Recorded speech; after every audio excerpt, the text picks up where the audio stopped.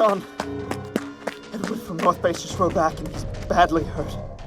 He says a large mob of cannibals have overtaken the base. He says they're on their way here.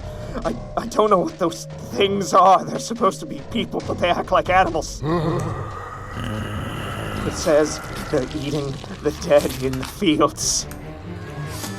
He said they were eating people while they were still alive. Why couldn't David come here and tell me this himself? When he arrived, he could barely talk. He's lost a lot of blood, Sir John. He had bite marks on his arm and back. I can't even say for sure if he's still alive now as we speak. He was barely hanging on when I left him. It's a miracle he was able to drive and get us at all. Everyone to their posts. Prepare for an attack. Get your weapons ready. Sir John, the cannibal mob has been spotted coming from the northeast sector. Our guards at the post have already engaged them. What are your orders?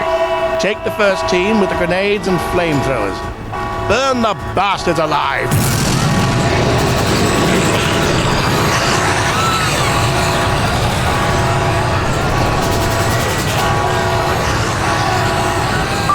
Sir John, we underestimated their numbers. We're going to need more firepower. The second team is on their way up the hill to the south of it. We need to break the mob up into smaller groups. The second team will use bazookas and grenades for that. Once we break them into smaller groups, we'll be able to flank them. Sir John, this is Captain Tabernacle of the second team. The bazookas aren't working. The mob isn't breaking into smaller groups. And there seems to be more of them coming in the distance. Sir John, they are eating the dead laying on the ground.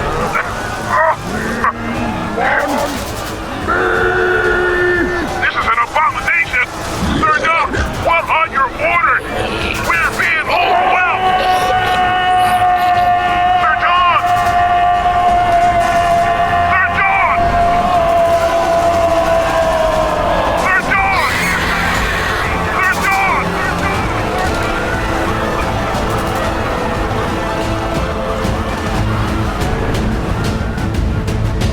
Sir John! Sir John! Sir John! New Kingdom Radio Theatre. Are you a fan of the rise of King Asilas? Do you find this epic story entertaining? Well, we've got some great merchandise for you. Hi, I'm Angelica. I'm from the podcast A Little Bit of Everything with Me. Go to tpublic.com/user/King Asilas and choose from an assortment of t-shirts, hoodies, coffee mugs, stickers, and much more. The King Asilas storefront has something you'll love.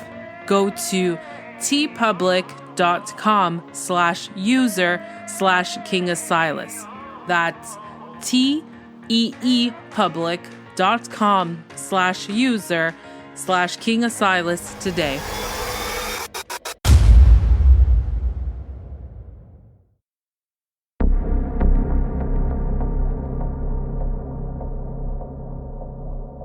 Danger lurked around every corner throughout the kingdom, and King Asilas purposely ignored much of the lands being overrun by gangs, warlords, and even mobs of cannibals.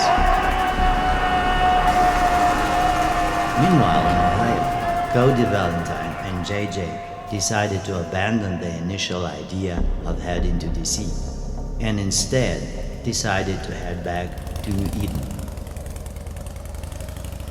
Their encounter with an apparent extraterrestrial being greatly influenced this decision.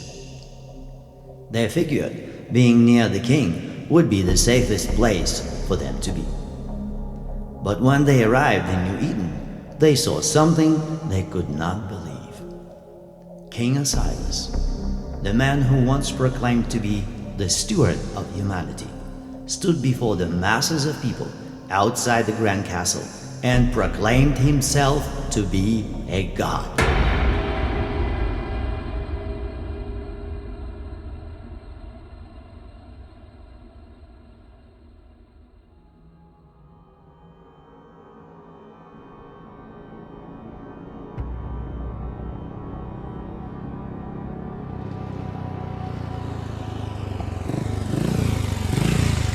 I think we're gonna need to go the rest of the way on foot.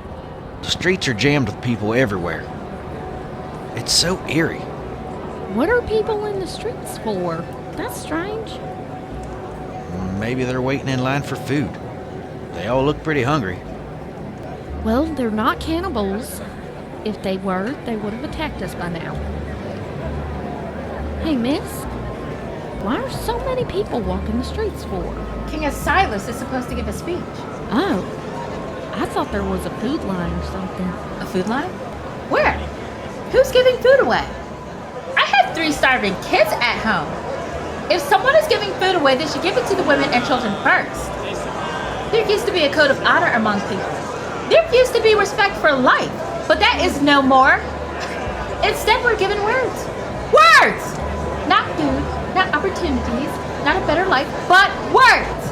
What good are words when you have a hungry family, huh? Answer me this, King Ass! I better stop this or I'll get arrested again. Spent 3 nights in jail last time. Look, thank you for the information. I didn't mean to trouble you. No trouble at all. You aren't the problem. The people in that damn castle are the problem. They don't care about us common folk. They get to live high up there all fancy and eating whatever they want. But what about us? My fellow Americans, the thing on everyone's mind these days is what else could possibly go wrong now? What calamity awaits us this day when we see the dawn? Will there be another terrorist attack? Or more earthquakes? Or large rocks falling out of the sky and destroying our cities? No. What we face now, more than anything, is the shortage of food. Americans are not people who deal with long lines for a loaf of bread. Americans were never meant to have to resort to rationing in order to survive.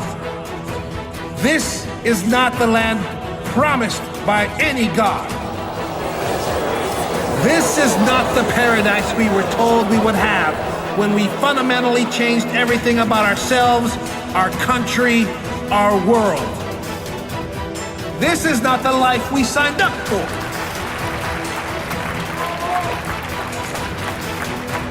The Christian God has sent us many messages over the years. The Christian God has promised many things to his people. But as we look around, we are left to wonder where those promises went. What happened to our paradise? Where did our faith and loyalty lead us? The Christian God has failed us. And so now, we are left to resolve this great mystery of our lives. We are left destitute in the ashes and ruins of our broken hearts. But rest your weary minds.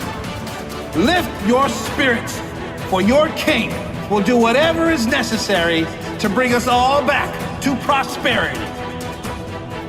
I will be my brother's keeper. I will be your savior.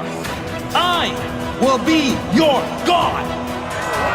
And so I ask you here and now to take a knee and swear your loyalty to your king until the death. Remember, I am your absolute rule. I am your only light and your only salvation. Down! Set yourselves down on one knee and swear your loyalty to your king now.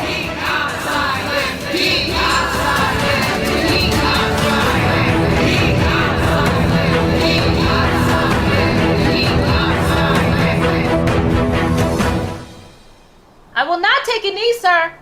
I'm sorry, but I cannot submit myself to you. You are a man, not a god. And I am not alone in this belief. This young couple here with me will also not take a knee because we know you are not a god. You are only a man. And if anyone is responsible for the atrocities we face, it's you, sir. Hey, lady, don't get us involved in your personal jabs at the king. Well, I don't see either of you taking a knee. You might as well be in agreement with me. Babe, I think we better get out of here. Those three won't take a knee. Get a brick and stone them. Babe, we gotta go. Go, go, go! Get on the back, quick! Let's go, come on!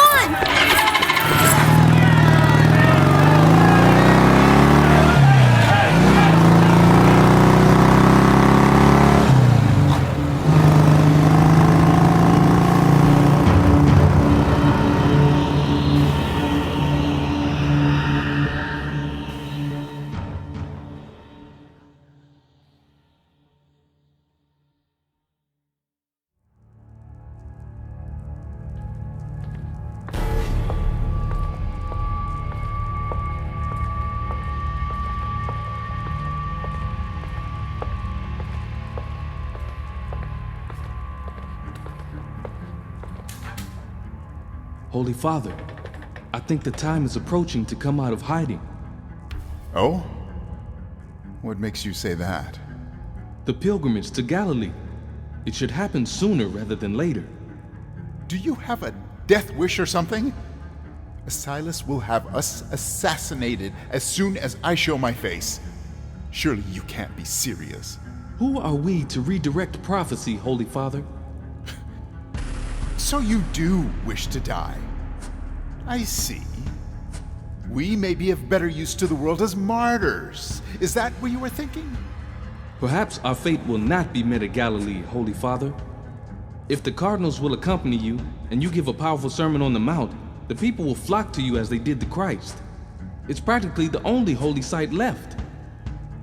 And the world truly needs light in this dark hour. I'm not convinced Silas won't try to have us killed, even if we are followed by masses of people. I must confess something to you, Holy Father. I went to see my cousin. And what did Lord Capone have to say? I suppose I overplayed the bloodline card, so not much. But when we were children, we had a code. I believe he was telling me the king has no interest in assassinating you. Well, everyone else seems to think so. I am convinced he does not. My cousin wouldn't have worded his responses the way he did if you were in any danger from the king. But can you be certain? I am convinced, Holy Father. Okay, then let's start making preparations for the pilgrimage. And we'll need to get the word out to the faithful. We'll need them along our journey. God will protect us and the flock from any harm. I believe this in my heart. And should something unfortunate befall us, at least we have led by example.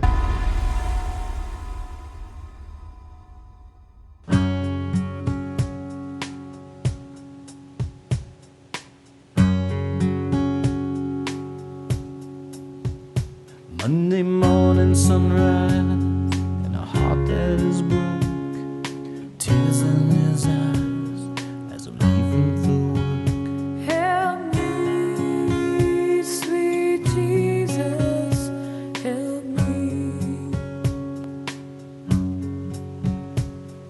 A ball in his hand when I get home again. Will I take time for him? I keep him wondering.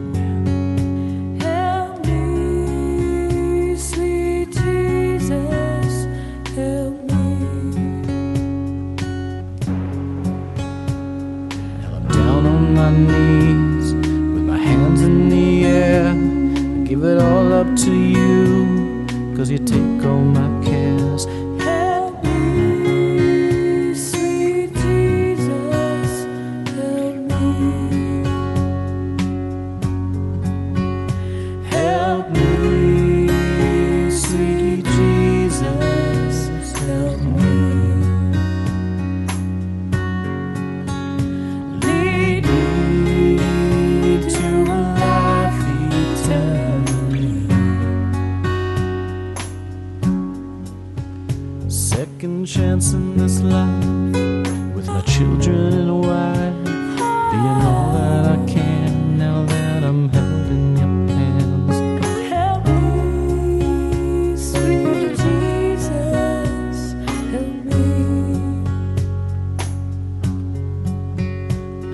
you're more than I know, and I'm learning to grow in all of your ways to get through my days. Help me, sweet Jesus, help me.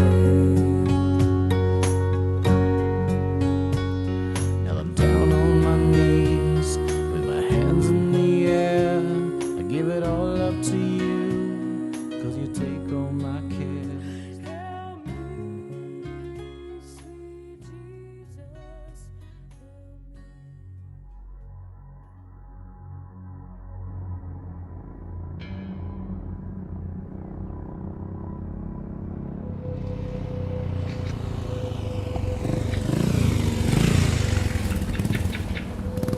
I don't understand, babe. If we're going to D.C., why do we need to make a pit stop in Indianapolis? Wouldn't it be better just to cut through the Tennessee-Kentucky line instead of going north out of the way? Did you forget we were attacked by cannibals in Kentucky? Something tells me our chances are better traveling a little north of there and bypass the crazies. Let's just hope there aren't any up that way. Well, I have some good friends that live near Indianapolis. They're like family. The old man worked with my dad for many years in the motor business. They go way back, and he made a handsome living, got some big property in that area. He'll let us stay for a while until we can figure out what to do. We've got to have a plan before we get to D.C. Well, let's not rest much and get back on the road. I don't want us to be on the road when the sun sets. Well, I agree. I just thought you had to use the bathroom or something. Not right now.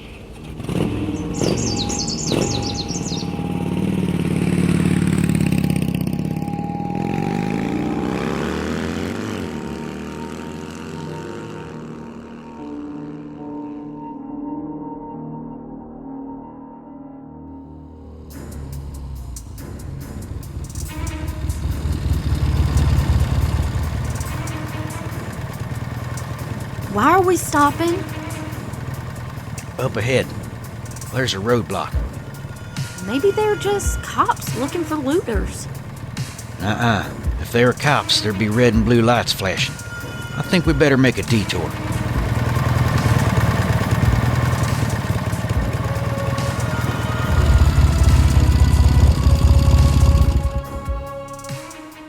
Cody, what are we doing here? There's nothing out here.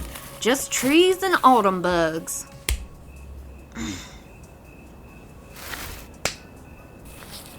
Help me push the motorcycle into the woods. We need to stay out of sight. It's gonna be nighttime soon. Babe, you hear that? Shh, listen. Sounds like people singing and yelling. Look, it's a group of people in the clearing. Shh, no more talking. Let's get a closer look. Oh my God, Cody. They have kids tied up. What are they doing? I'm not sure I want to know. I can't believe it. They're burning them alive. They're going to eat those kids? We have to do something. We can't do anything, babe. We have to walk away now. No, they can't do that. Babe, we have to turn around and find a safe spot to hide. Near our motorcycle. When day breaks, we get back on the road. There's nothing we can do to save those kids. I'm sorry. But they're just kids. My heart breaks for their mothers. They're probably going crazy right now looking for their babies. Oh, this world has turned so awful, Cody. I know, babe. I know. Let's just pray we get through the night.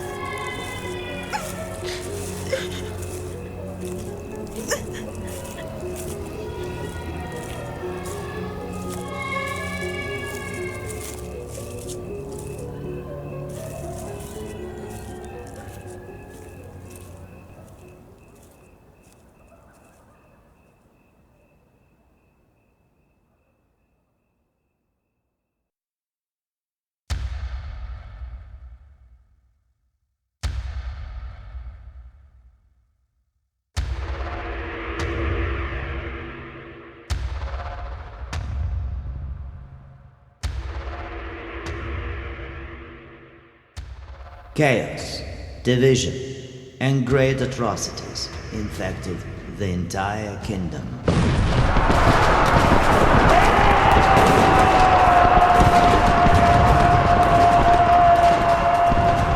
King Asilas behaved in ways that made those on the High Council nervous. The king was blatantly disregarding the concerns of the people, and he had publicly declared himself a living god. But in spite of the alarm this behavior instilled in his most trusted inner circle, much of the High Council business continued without addressing the king's state of mind. But the dangers popping up all around everyone kept the focus away from the king's brazen behavior and centered on the situations at hand, such as the Yellowstone eruption. Dr. Liverpool gave Lord Orb and the king a status report on the eruption of Yellowstone. Liverpool said the original states were still in danger of more catastrophic earthquakes.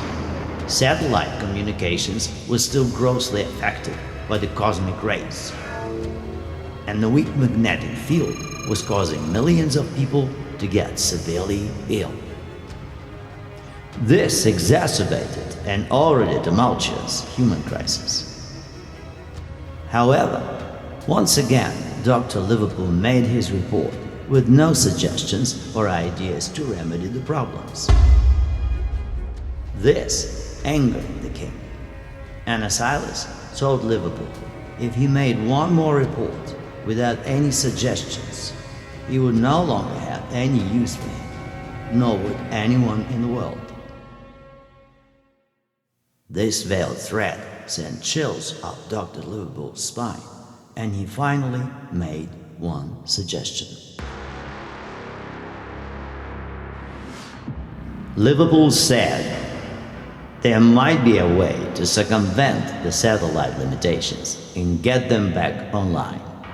Utilizing the remaining spy satellites and reconfiguring their functions would give the king an advantage over the clusters of nomad tribes, warlords, and mobs of cannibals, which were threatening to destroy the entire kingdom.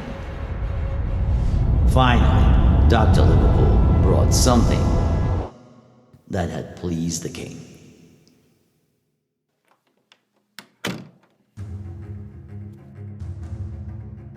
Assemble a tactical Spartan team and reset the Trishels to make the clusters fight amongst themselves. We'll make them disband from within. With all due respect, sir, I do not think this is wise. The nomadic tribes are populated by people whose minds have reverted to primitive impulses.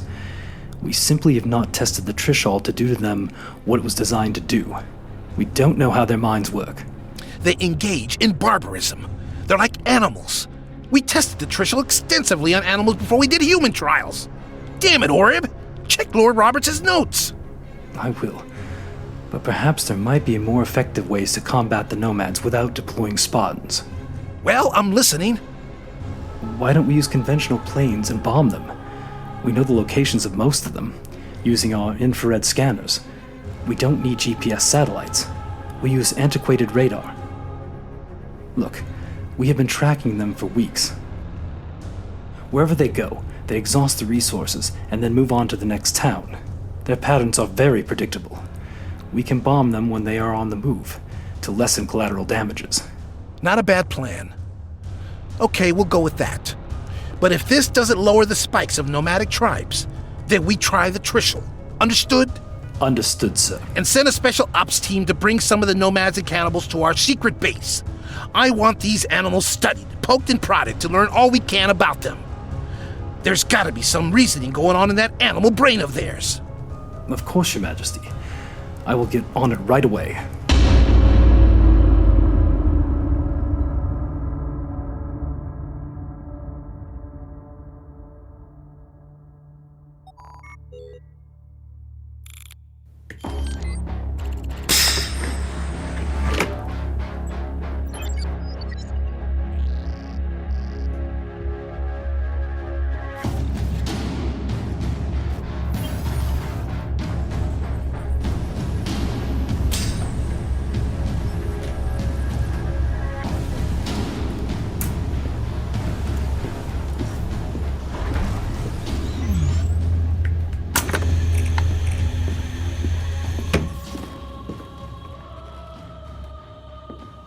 sir, you asked to see me? Yes, Quentin. Have a seat.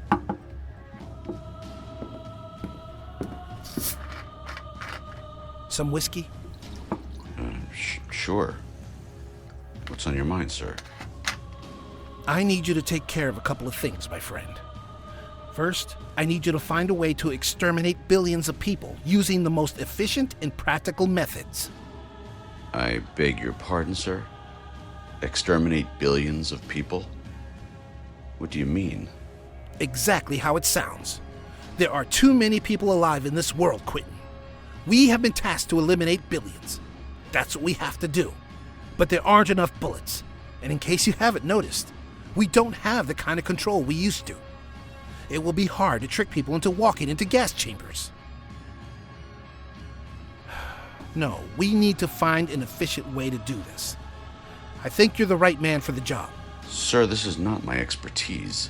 It's more something Oreb might know about better than I could.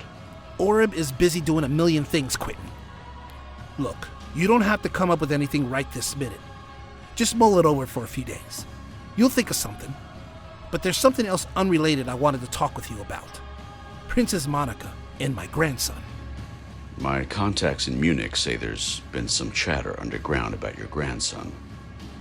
There's no doubt Malcolm Banks has them both. I'll bet all my money he's a shapeshifter, and I'll also bet the Dracs are back in this realm.